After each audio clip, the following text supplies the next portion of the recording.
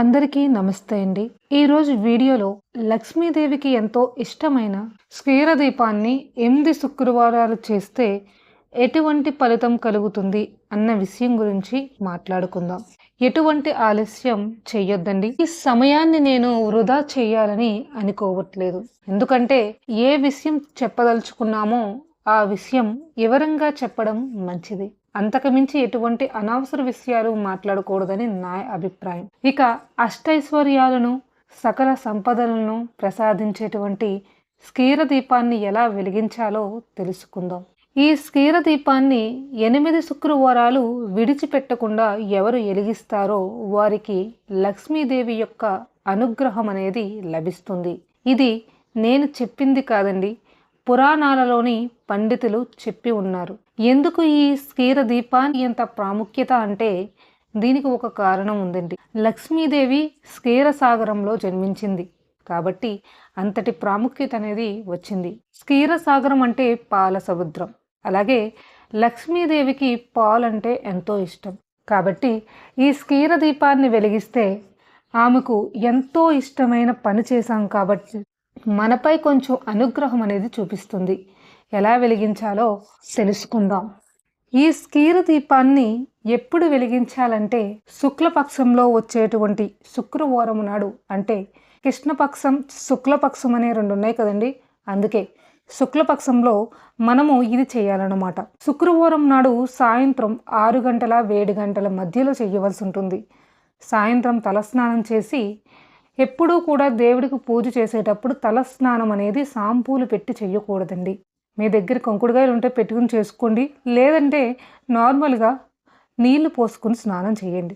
తర్వాత సాంప్రదాయాలైనటువంటి వస్త్రాలను ధరించి పూజా మందిరం శుభ్రం చేసుకుని ముందుగా మహాగణపతిని తలుచుకుని దీపారాధన చేయాలి. తర్వాత లక్ష్మీదేవికి సంబంధించిన ఒక మంత్రం చదువుకుని ఈ క్షీర దీపాన్ని వెలిగించడం ప్రారంభించాలి. ఇప్పుడు ఒక ప్లేట్ తీసుకోండి. ఏ ప్లేట్ అయినా పర్వాలేదు, కానీ ఆ ప్లేటులో మీరు తిని ఉండకూడదు. ఆ ప్లేటులో గంధముతో శ్రీం అని రాసి ఆ పదంపై 3 చోట్ల కుంకుమతో బొట్టులు పెట్టండి. తర్వాత ఒక తమలపాకు తీసుకుని ఆ ప్లేటులో ఉంచండి. తర్వాత ఒక విత్తడి గిన్నె కానీ వెండి కానీ ఏదో ఒక గిన్నె తీసుకుని ఆ తమలపాకు పైన నుంచి ఆ గిన్నె నిండా ఆవుపాలు వేసుకోండి. ఆ ఆవు పాలు వేసిన తర్వాత దానిపై ఆవు నెయ్యి వేసుకోండి. దీపం ఎక్కువసేపు వెలగాలనుకుంటే ఎక్కువ నెయ్యి వేసుకోండి. తర్వాత తమలపాకు తీసుకుని రూపాయి బిల్లంత రౌండ్గా కత్తిరించుకుని మధ్యలో చిన్న కన్నం పెట్టుకుని 3 ఒత్తులు ఒకే ఒత్తుగా చేసి ఆ కన్నంలో పెట్టుకోండి. గిన్నెలో పోసిన ఆవు పాలులో ఆ ఒత్తుని పెట్టండి. అది తేలుతుందన్నమాట.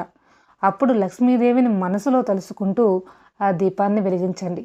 తర్వాత పువ్వులు తీసుకుని లక్ష్మీదేవి అష్టకాన్ని చదువుతూ ఆ పువ్వులను దీపానికి సమర్పించండి. ఈ విధంగా క్షీర దీపాన్ని 8 శుక్రవారాలు వెలిగిస్తే ఆ లక్ష్మీదేవి అనుగ్రహాన్ని పొంది ఆయురారోగ్యాలతో కుటుంబంలో అందరూ సంతోషంతో ఉంటారు. అలాగే ఈ దీపాన్ని చిన్నపిల్లలైనా పెద్దవాళ్ళైనా ఆడవాళ్ళైనా మగవారైనా ఎవరైనా వెలిగించవచ్చు. ఏ శుక్రవారమైనా ఒకవేళ కుదరకపోతే పర్లేదండి, తర్వాత వారం నుంచి కొనసాగించవచ్చు. ఎవరికైతే లక్ష్మీదేవి అనుగ్రహం కావాలి అని అనుకుంటున్నారో వాళ్ళందరూ ఈ క్షీర దీపాన్ని వెలిగించి లక్ష్మీదేవి అష్టకాన్ని మంత్రాన్ని చదువుకోండి. మీకు శుభం కలుగుతుంది. ఇక నేను ఉంటాను. వీడియో నచ్చితే సబ్స్క్రైబ్ చేసుకోండి. ఇలాంటి మంచి మంచి విషయాలు మీకు తెలియచేయడానికి నేను ప్రయత్నిస్తూ ఉంటాను. ఓం శ్రీమాత్రేయ నమః.